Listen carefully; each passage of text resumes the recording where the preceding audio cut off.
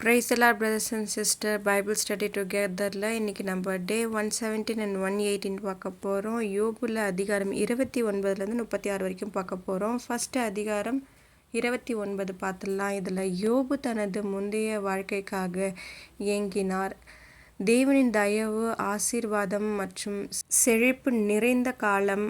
அவர் மதிக்கப்பட்டு தேவைப்படுபவர்களுக்கு உதவி செய்து நீதி மற்றும் நீதியின் தூணாக செயல்பட்டார். அதை பற்றி தான் அடுத்த அதிகாரம் 30. இதில் யோபு மிகுந்த விரக்தி மற்றும் அவமானகரமான நிலைக்கு தள்ளப்படுகிறார்.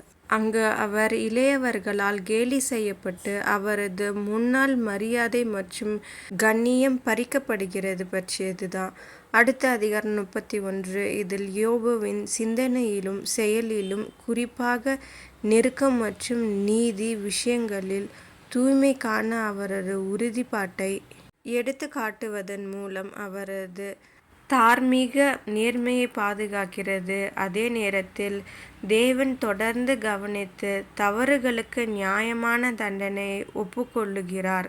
அடுத்த அதிகாரம் 32. இதில் யோபுவின் சுய நியாயப்படுத்துதலாலும் அவரது நண்பர்களின் மௌனத்தாலும் கோபமடைந்த எலிகூவை அறிமுகப்படுத்துகிறார். மேலும் அவர் இளமையாக இருந்தபோதிலும் பேசும் உரிமையை வலியுறுத்துகிறார். அடுத்ததாக டே 18 அதிகாரம் 33. இதில் தேவன் மக்களிடம் பல்வேறு வழிகளில் பேசுகிறார். சில சமயங்களில் கனவுகள் அல்லது தரிசனங்கள் மூலம். மேலும் துன்பங்களை எதிர்கொண்டாலும் தேவனின் தலையீடு மீட்புக்கு வழிவகுக்கும் என்றும் கூறுகிறார். அடுத்த அதிகாரம் 34.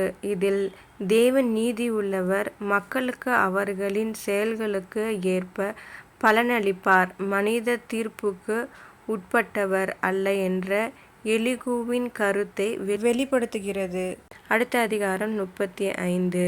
இதில் யோபின் நீதியோ துன்மார்க்கமோ தேவனை நேரடியாக பாதிக்காது, மாறாக யோபுவையும் அவரது சக மனிதர்களையும் பாதிக்கிறது என்று வலியுறுத்துகிறது.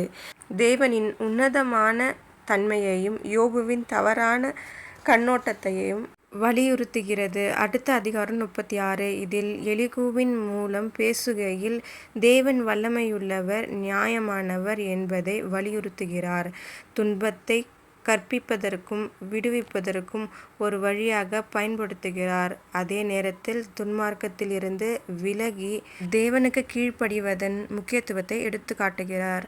இதோட இந்த வீடியோவை முடிச்சுக்கலாம் ஜெபம் பண்ணி. அப்பா பிதாவே, உமக்கு ஸ்தோத்திரம். அப்பா, எங்கள் வாழ்க்கையில் நாங்கள் தவறான வழியில் போகாதபடிக்கு எங்களை பாதுகாக்கும்படிக்கு ஜெபிக்கிறோம் இயேசுவே. ஆமேன். ஓகே பிரதர்ஸ் அண்ட் சிஸ்டர், அடுத்த வீடியோவில் பார்க்கலாம். Subscribe my channel.